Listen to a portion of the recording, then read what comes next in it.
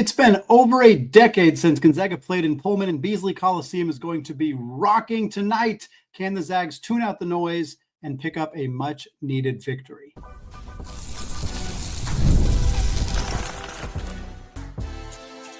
You are Locked On Zags, your daily podcast on the Gonzaga Bulldogs. Part of the Locked On Podcast Network, your team every day.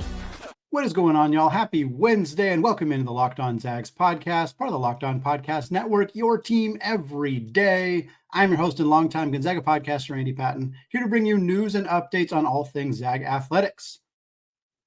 Well, folks, we're getting you ready for tonight's game against the Cougars of Washington State. We're going to talk about what's been up with Washington State these last couple of weeks since Gonzaga last played them in January. We're also going to talk about our keys for the Zags to pick up a victory, to quiet the crowd, in particular as a hostile road environment awaits in Pullman, Washington. Plus, we're going to close out the show talking more about Emmanuel Innocenti. We've talked about him in the context of some game recaps recently, but want to just give some full time to talk about the incredible kind of month that he has had and what it has meant for this Gonzaga lineup, this rotation. We got some great quotes from Coach Few, from Nolan Hickman about Innocenti's addition to the lineup over the last month or so. So we're going to talk about that to close out the show. But we start getting you ready for tonight, February 19th, 6 p.m. Pacific time. Gonzaga taking on Washington State in Pullman on ESPN2. It'll be the first time Gonzaga plays WSU in Pullman in well over a decade. These two teams used to play each other regularly as part of the non-conference home-and-home series, but Gonzaga ultimately decided to stop playing that game about a decade ago. Basically, Washington State wasn't very good and had been in a kind of prolonged funk as a program at that time, and so Gonzaga was not feeling they were getting enough out of said relationship with them, which did not endear themselves very well to Washington State's fan base at the time, which is part of why I'm very interested to see how this fan base looks tonight in Pullman. It's going to be very fun to see these two teams in action. 152nd all-time meeting between these two programs. The Zags have played Washington State 16 times since Mark Few took over as the head coach 25 years ago. The Zags 13-3 in those 16 games. They've won 8 of the last meetings. The last time they lost to Washington State was back in 2010 when they had some guy named Klay Thompson on their roster.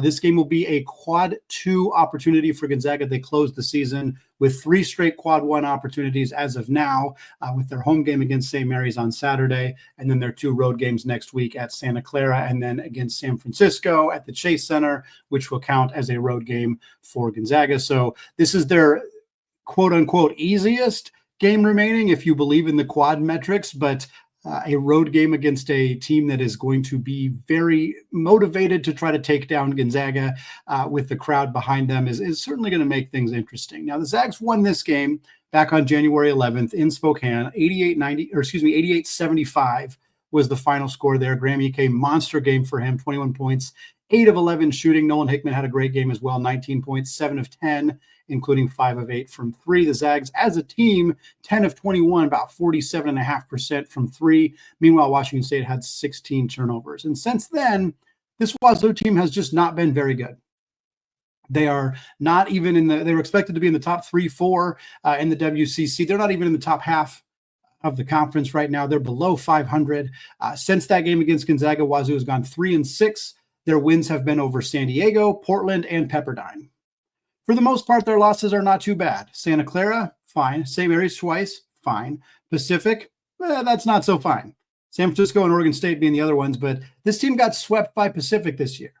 Incredibly baffling series of events for this to happen. Pacific has not been very good this year. They are a rebuilding team, but for some reason, they were able to find a way to get it done twice, one of them in overtime, the other one a 2-point win. Lamar Washington dropped 40 against Washington State the first time these two teams played. Just a very unique kind of fun fact. Not fun if you're a Washington State fan, but fun fact about the WCC this year that Pacific managed to knock off Washington State both times that they played each other. That puts WSU in a spot where they are currently 16-11 overall, just 6-8 in the WCC. They went 10-3 in the non-conference. They had some nice wins. Boise State was a nice win. Nevada was a very nice win. Bradley was a nice win for them as well, all top 100 Ken Pom teams.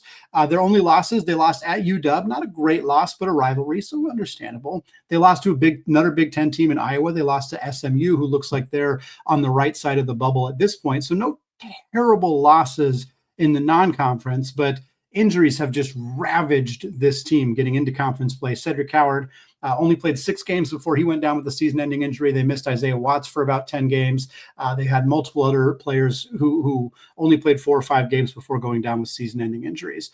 All told, right now, as I record this on Tuesday afternoon, Ken Pom has Washington State 107th overall, 95th in adjusted offensive efficiency, 157th in adjusted defensive efficiency. They like to get up and down the floor like Gonzaga, 53rd from a tempo perspective. So this is a team that is decent on offense, less than decent on defense, likes to get up and down the floor.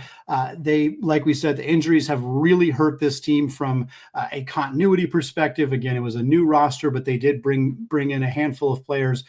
Followed Coach David Riley from Eastern Washington to Pullman and Washington State. That would include like Dane Erickstrup and LaJuan Watts and Ethan Price and Coward, all came from that Eastern Washington program. So while it was a new look roster, a lot of these guys had played together, but with injuries early in the season, with injuries kind of sprinkled throughout the season, this team is just really, we've seen the wheels just come off in the last few weeks for this Washington State program, unfortunately. Now, they remain a very efficient offensive team. This has been consistent for Coach Riley's team all season long. Right now at Ken Pom, their effective field goal percentage on the season is 56.4. That's 12th in the country. They're the 12th most efficient offensive team in the country using field goal percentage or effective field goal percentage. They're shooting just under 36% from 3. That ranks 75th in the country. They're shooting 58.2% on 2-pointers. Folks, that ranks 9th. This is a top 10 offensive team in 2-point field goal effectiveness, is a top 15 team in overall effective field goal percentage, and a top 75 team from a 3-point shooting perspective. But the main issue, turnovers. This team coughs the ball up like nobody's business. They have the highest turnover rate in the entire WCC, one of the highest turnover rates literally in all of college basketball, 342nd in the entire country in terms of turnover rate. So this team, when they get shots up, they go down at a really high rate, but they do not get enough shots up, and their defense is not good enough, and that's why you see them losing games to teams like Pacific and not being able to beat very many of the upper half teams in the WCC this season. Couple names to know. Again, we've already seen this team once this year, so these names should stand out to some of you who watched that game. Their star player this year, after the Cedric Howard injury, has been Nate Calmese, guard from the University of Washington, transfer from University of Washington, obviously not there anymore. Calmese is a very fantastic player. Just under 16 points a game, about 4 assists, about 3 boards, a little under 2 steals per game. Very efficient scorer. No surprise on a team that is that high in efficiency. You'd expect their leading scorer to be an efficient scorer, and he is. 58.5% on 2-pointers. He's not a great 3-point shooter, but he doesn't take a ton of them, so it's not really dragging down his effectiveness. LaJuan Watts is their second leading scorer, 13.6 points a game. He's also averaging 7 boards and 4 assists. Really stuffs the stat sheet for David Riley and the Cougars. Also averages a steal a game. And he's an efficient scorer, 57% on the 2-pointers, 40.8% on 3-pointers. Not a super high volume 3-point shooter, but he shoots it very well from beyond the arc when he does take those shots. Dane Erickstrup, their other big on this team, 12.3 points, 4.3 boards, 1.5 assists, a little over a steal a game as well. No surprise, efficient 2-point scorer, 65.3% on those 2-pointers. He also, however, can space the floor very effectively, 38% from 3, and that's on a higher volume. He's a guy that could present some matchup issues for Gonzaga in this game because of his ability to score around the rim and his ability to score from beyond the arc.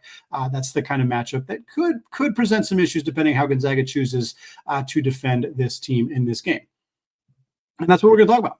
Gonzaga's defensive choices. We're also going to talk about what they need to do to avoid getting overly hot, getting overly emotional in a road game against a team that's going to bring the absolute house down tonight in Pullman. We're going to talk about that, what this team needs to do to secure a victory ahead of that big-time matchup on Saturday against St. Mary's. All that and more coming up in just a second. But first, folks, taxes these days is easily uploading your forms to a TurboTax expert who's matched to your unique tax situation. An expert who's backed by the latest technology, which cross-checks millions of data points for 100% accuracy. While they work on your taxes, you get real-time updates on their progress, and you get the most money back guaranteed. all while you go about your day. No stressing, no worrying, no waiting. Now, this is taxes with Intuit TurboTax. Get an expert now on TurboTax.com. Only available with TurboTax Live full service. Real-time updates only in iOS mobile app. See guarantee details at TurboTax.com/guarantees.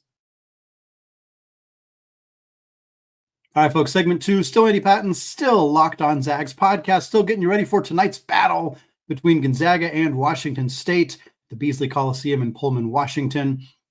We're going to lay out our 5 keys to victory, what we want to see Gonzaga do, what we think Gonzaga needs to do in order to make sure they leave Pullman with a W, their final quad 2 game of the regular season, get that big-time win heading into that matchup in Spokane on Saturday against Randy Bennett and the Gales. Key number 1, we've teased it in the cold open. We teased it throughout segment 1. We teased it in the teaser for this segment. It's pretty obvious. Gonzaga needs to stay composed. They need to tune out the noise. Gonzaga has struggled in road environments. Most teams struggle in loud, raucous road environments. That's why Gonzaga's home court advantage is so dominant throughout the last 20-plus years of being at the McCarthy Athletic Center. It is tough to play in a loud, hostile road environment. I don't know exactly what the crowd makeup is going to look like tonight in Pullman. What I do know is this is expected to be the first game with 10,000-plus people in this arena since January of 2020, when Gonzaga retired Klay Thompson's jersey, or excuse me, when Washington State retired Klay Thompson's jersey.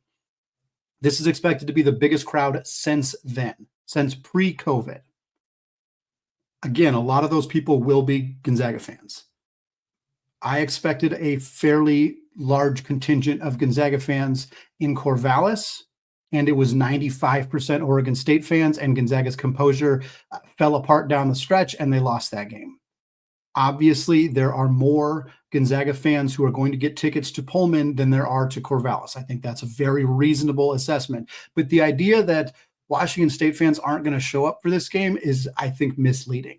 I think that place is going to be loud. I think there are people who want nothing more from this entire season than to beat Gonzaga in Pullman. That is their sole goal. They do not care that this team is below 500 in the WCC. They do not care that this team has not dominated a conference that they kind of have thumbed their nose at for a long time. They don't care. They want to beat Gonzaga. I think there's going to be a lot of that energy in the building. And Gonzaga is going to have to be ready for that. You're about to join a conference where that's going to be the energy every single night. We already saw it in Corvallis. We've seen it before at the Viejas Arena where San Diego State plays. Guarantee you're going to see that at Boise. You're going to see that at Colorado State. Like that's going to be the reality going forward for Gonzaga. You got to be ready to win in Pullman. And they've done it before. It's not like they're unfamiliar with doing it, but this team has shown emotion at inopportune times previously. We've seen Caleb Battle get frustrated and compound mistakes. He'll get a turnover, be frustrated with the officials, turn around and commit a foul on the other end. We've obviously seen Graham Ike run his mouth and get technical fouls at I believe, a record pace for a Gonzaga basketball player. I could be mistaken, but I'm not sure on that. We've seen, we saw Ryan Nembhard get a technical foul in the San Francisco game. That was at home. Like, this team has gotten to the point where they let the crowd and they let tough environments impact them, and they cannot do that if they want to win this game tonight against Washington State. Key number 2 for Gonzaga, they got to dominate on the glass. Clean house on the boards. Washington State's not a very good rebounding team. They got some size, more size than a lot of teams in the WCC. They got 2 6'10" guys who play pretty regularly, 6'9" backup center in Andy Okafor. Like, this is a pretty decent big team, but they're 243rd in total rebounds per game at 34.4. They average about 10 offensive boards per game. That's 226. They're just not a great rebounding team. They're bigs. They have a lot of floor spacing bigs. They have guys who aren't super big. Like Okafor is a true big, but their other bigs are kind of more of your floor spacer types. And they're just not a great rebounding team. So for Gonzaga, you got to dominate on the glass. Do not give Washington State second chance opportunities. Giving up second chance opportunities to the home team is brutal. It was a huge part of Gonzaga's loss to Oregon State, was too many second chance opportunities for the Beavers down the stretch in that game. Gonzaga should be able to limit this team to 1 shot per possession for the most part in this game. And for Gonzaga, get those second chance opportunities. Keep possessions alive. Tap the ball out and see if you can get an offensive rebound that way. Yeah, Washington State likes to run, but if you're Gonzaga, you want to prevent them from getting out in transition, certainly, but that doesn't mean abandon any opportunities to get second chance points, because those are critical in a game like this. Key number 3 for Gonzaga, capitalize on the turnovers, because Wazoo is going to turn the ball over a lot. They are a massively turnover-prone team. Like we said, 16 last time out against Gonzaga. That was in Spokane. Their 20.7% turnover rate on the season per KenPom, 342nd in the country. Last in the WCC. This team turns the ball over at a higher clip than Pacific, than San Diego, than Portland, than Pepperdine. They turn the ball over more than almost every team in the country. There's like 20 teams below them in all of college basketball who turn the ball over at a higher clip than Washington State. Compare that to Gonzaga. So Washington State's turnover rate is 20.7%.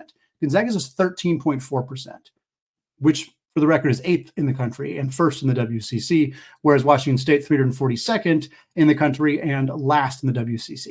That is a huge discrepancy between these two teams in terms of how often they turn the basketball over. You limit your own mistakes for Gonzaga. You don't have any dumb offensive fouls or traveling violations, things like that. You limit those mistakes, you force them into mistakes, and you capitalize. If they have a live ball turnover, turn that into a transition opportunity. Nothing quiets a rowdy crowd like getting a steal and a dunk on the other end, or getting a steal and getting fouled and getting to the line, or forcing a shot clock violation. Even if you don't capitalize on that in the immediate, use that extra possession. They get a shot clock violation, they travel, whatever. You get the ball, you get out there, set up your offense, get the ball to Graham Ike, go to work. Like, do capitalize on their mistakes, score off those opportunities either immediately or off a dead ball turnover, and make them pay for turning the basketball over as much as they typically do. If they turn it over at that high of a rate against Gonzaga, this should be an opportunity a big chance for this team to win this basketball game. Key number 4 for the Zags has been a key all season long, but really matters in this context as well. Disciplined perimeter defense. Wazoo's got multiple high-level shooters. We mentioned that they're a more effective two-point shooting team in terms of their overall field goal percentage on the year, but they are still a top 75 three-point shooting team in the country. And they have 3 players who are high volume and high efficiency three-point shooters on this team. Dane Erickstrup, we mentioned him earlier as a stretch big for them, 38.3%. That's on 5.2 three-point attempts per game. Isaiah Watts, who missed about 10 games with an injury earlier this season, he's actually the only returner who was on Washington State's roster last year. He's been a very big piece for them as well, 38.5%, and that's on 6.1 three-point attempts per game.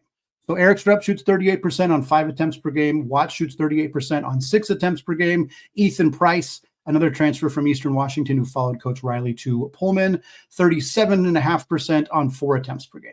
So basically 3 guys who shoot between 37 and 38% from 3. All of them shoot between 4 and 6 per game.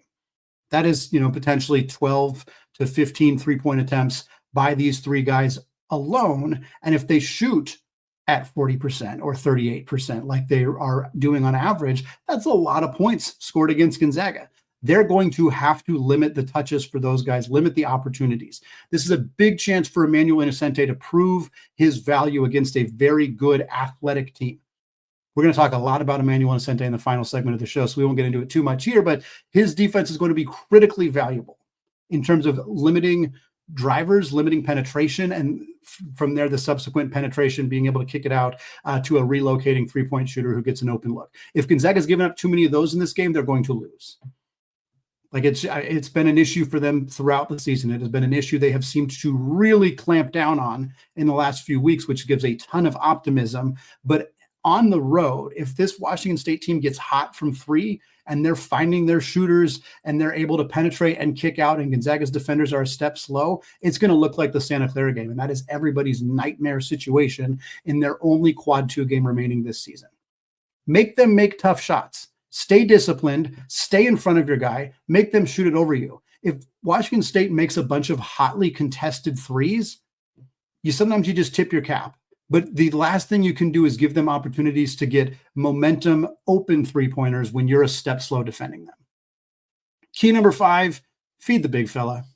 Let Graham Ike go to work in this one. He had 21 points last time out on 8 of 11 shooting. He loves a big game.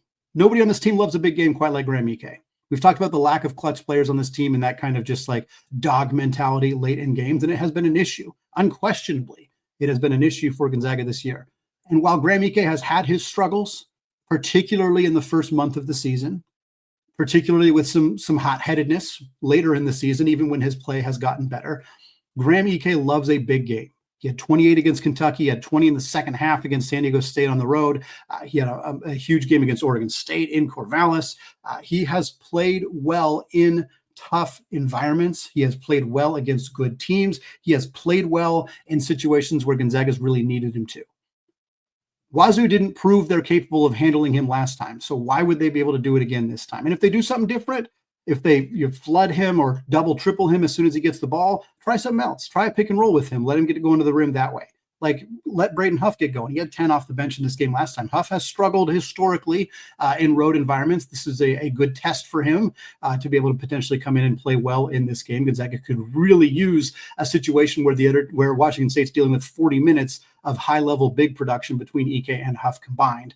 So certainly you want to see Huff have a good game. But if Graham does what Graham's capable of doing, that's a huge advantage for Gonzaga. If he can stay out of foul trouble on the other end and get up 10, 11 shots like he did last time, score 20-plus points, that's going to be a difficult situation for Wazoo to navigate from the very tip all the way to the end of this game. Well, folks, before the season began, Emmanuel Innocenti, he was basically an afterthought. Now he's the catalyst for this team's new defensive identity, and we're going to talk about that coming up in just a second.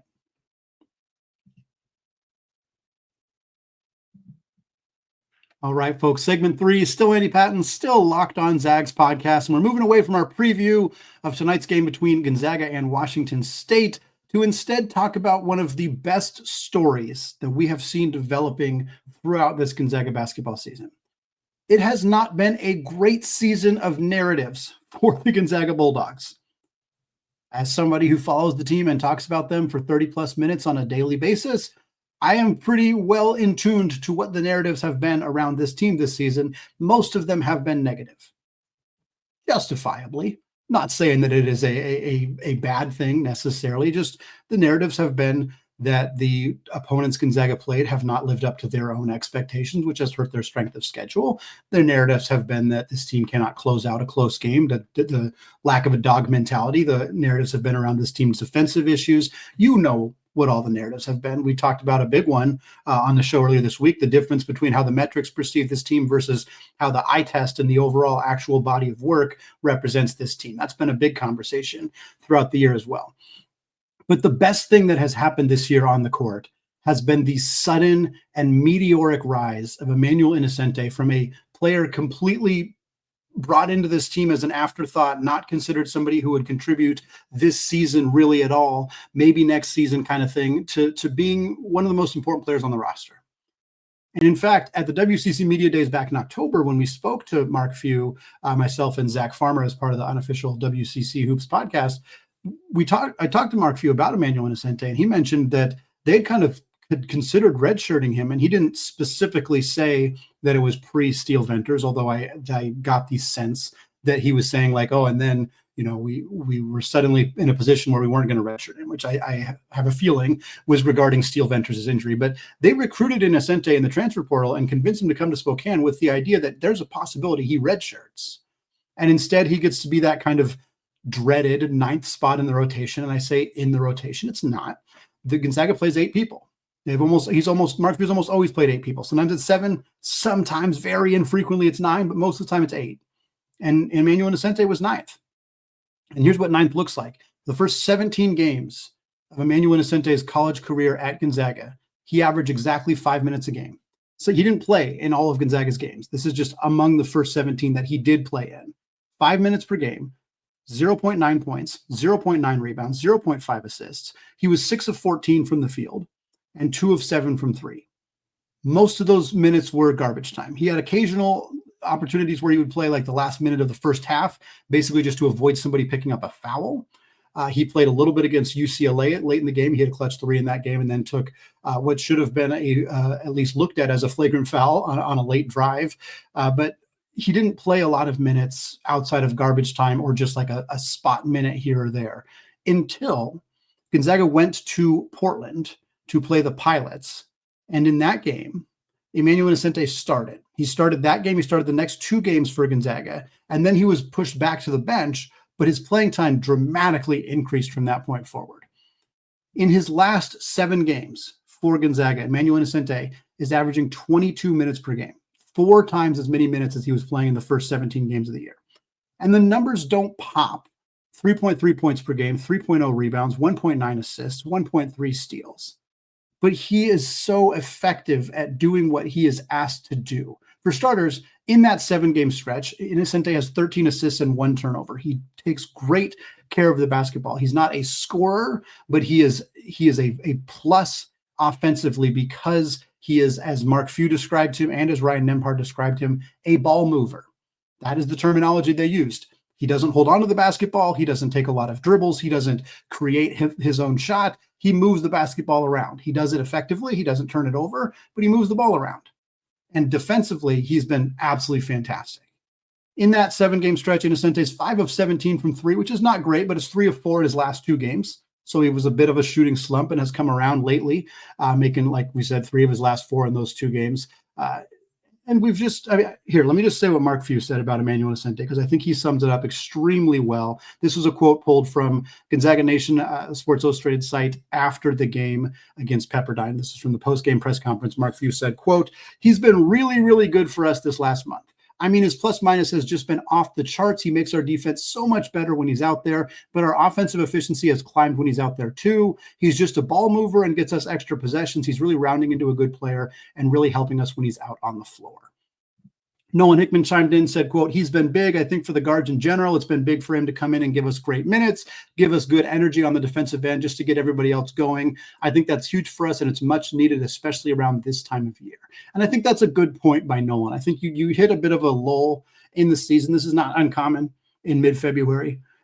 It's a part of the deal. You know, you've been playing a lot of basketball, you've been going to class, you've been traveling a lot, and you're just burned out. And it's not that, you know, you're not capable of still playing at a high level. It's just a little bit harder to get the juice. It's a little bit harder to get going. And I do think that Gonzaga, when they are able to sleepwalk through opponents in the WCC, I think that's can be a bit of a negative for them. And this year they haven't been able to do that as much. But it does kind of, you know, point to where you have some of those lull games like you did against LMU or some of the other contests they've had. But Innocenti has been kind of a shot in the arm for this team because he's so energetic. He's so enthusiastic. He's just so jittery on defense. He's constantly moving. He's really good at keeping opponents in front of him. And Hickman basically said it's helped energize the rest of us. It's getting us going. Like we're feeling more, you know, more juice on the floor and more prepared to kind of get out there and go at a time of the year when we kind of need that extra jolt. For Gonzaga, in terms of their defense, I think the biggest thing that this has done is we talked about it so much in the St. Mary's game when Gonzaga was allowing penetration, and then the guards were coming off of their defenders to try to help stop the penetration, prevent Marciulionis from getting all the way to the rim. Marciulionis was then able to kick it out to shooters who had relocated, and Hickman or Nembhard or Stromer or Battle or whomever was a step slow getting back to the shooter and getting a hand up, and they were just giving up open looks. This happened against Santa Clara. It happened against St. Mary's. Innocenti playing more minutes has allowed Gonzaga to basically give up less penetration. He is really good at keeping his defenders in front of him, at navigating those straight screens, at not allowing that player to get downhill. If they can't get downhill, that means that Gonzaga's other guards don't have to pinch in and leave their players. It means Graham Ike is not going to get in foul trouble trying to defend shots at the rim. It stagnates their offense. If you want a great example of this, if you're a film person, watch the game against San Francisco. Watch the first half, what Marcus Williams was able to do. Watch the second half. Marcus Williams had a bad shooting night, but he had 8 assists in the first half. Watch what happened in the second half. He couldn't do anything because Gonzaga did not let him get anywhere, and because Emmanuel Innocenti did not let him get anywhere with the basketball. It stalled out their entire offense. Literally, their entire offense just went belly up because they couldn't figure out what to do. They had three shot clock violations in like a short period of time because their offense was just completely stalled out. And that was a very much an Emmanuel Innocenti driven movement for Gonzaga's defense that cost San Francisco that game. Offensively, I kind of said it already, the ball mover quote, he's Mike Hart light. For those Gonzaga fans who are around for the Mike Hart era, stepped into a starting role as a senior after walking onto the program, started on that first ever Gonzaga team that was number one seed in the number one ranked team in the country in 2012, 2013. Averaged like 3 points per game, similar to Innocenti, but he played 20-ish minutes a night because he was a great on-ball defensive player. And on offense, he was a ball mover. He didn't look to score. He would score in transition if the opportunity was there, but he didn't look to shoot. He didn't look to score. He just moved the ball around, kept the offense flowing and saved his energy to be great on defense. That is a lot of what Emmanuel Innocenti is, and huge credit to Mark Few for recognizing it and for putting him in the lineup. It has been at the expense of Dusty Stromer. And we have talked about that a little bit. Stromer has struggled. The three-point shot has really disappeared. I think the difference between Innocenti and Stromer defensively is it's there. Innocenti is a better defender than Stromer, and that's not even a knock on Dusty. He's the second best perimeter defender on this team. I don't even think it's really close. It's just that Innocenti is a little bit better. But Stromer got the nod in part because he had an extra year of familiarity in the system and because he was a better shooter and scorer. But he hasn't really been that. He's shooting like 25% from three since January. Innocenti is not a great shooter either, but if neither of them are contributing much offensively, you're going to go with the guy who's a better defender. And I think that's what has happened. That's what Mark Few basically said. His plus minus numbers are just staggering. I mean, they're just so clearly the best on the team that it's like at some point, Few, who's been a little bit resistant to use some of the analytics data, not incredibly resistant, mind you, but a little bit. He's an older school guy. Why wouldn't you be? But when you're faced with like clear evidence, like, oh, our team is better when this guy's on the floor, like you have to value that. And so credit to him for recognizing that. And the timing of kind of giving this team a shot in the arm when I think they really needed it has just been incredibly fluid and smooth. And again, we'll credit Few, we'll credit, everybody else, but like the credit goes to Emmanuel Innocenti. He's worked so hard for this. And his quote in the same Sports Illustrated video that they posted, here's what Innocenti had to say. Quote, "I've been practicing hard every day and show coach that I can stay on the court. And every time that I'll step in, I'm ready to help my teammates and do my best defensively and bring the energy every time I step on the court." All he wanted was a chance. All he wanted was to get on the floor and say, let me prove that I deserve to be on the floor. And he did it, and he proved it, and he got it. And that's what good coaches do. That's what good programs do. You go add players who maybe don't have the flash. People weren't talking about Emmanuel Innocenti in the same conversation as, Caleb Battle coming off of 30 points per game over his last 7 at Arkansas, or Michael Ajayi coming off being the WCC leading scorer. Innocenti was not in those conversations. He was not in those conversations. And his numbers at Tarleton State were 6 points, 6 rebounds, 3 assists, 2-ish steals. Like, he was a productive player in 30 minutes per game for a bad team, but he didn't have this kind of fanfare. But he worked and he worked and he worked. And when Mark Few said, hey, we need a shot in the arm, we need something to go differently, here's your chance, he grabbed the reins and he did not let go of it. That is what you want. That is what college basketball is about, is being able to get those opportunities, take advantage of those opportunities, and be trusted that your coaching staff will recognize when you have earned what has come for you and that you are getting it. If he got benched once Caleb Battle had a good game, if Mark Few said, okay, fine, you're back to the bench, and didn't give him more opportunities, that is incredibly deflating. That is frustrating. I'm not saying Mark Few's not made that mistake in the past. He has. Every coach has. It's a mistake that people make. But in this situation, he recognized Innocenti's value, recognized how hard he worked to prove that he belonged on this floor, and he's given him those minutes. And quite frankly, it has turned Gonzaga's season around and reshaped their defensive identity. And I think is a big part of the reason that this team could go on a big enough run to put themselves in the conversation for a 10th straight Sweet 16. Folks, that's going to wrap it up for me today here on the Locked On Zags podcast. Thank you so much for making the show your first listen or your first watch of the day. We'll be back on Thursday recapping Gonzaga's game against Washington State. What goes down in that game will also get you ready for the Gonzaga women's team's games this weekend. And then, of course, on Friday, we'll get you all set and ready to go for Gonzaga taking on the Gales of St. Mary's in Spokane on Saturday night. Should be an absolute blast of a game. Thanks again, folks, for listening. Have a fantastic rest of your day. And as always, go Zags.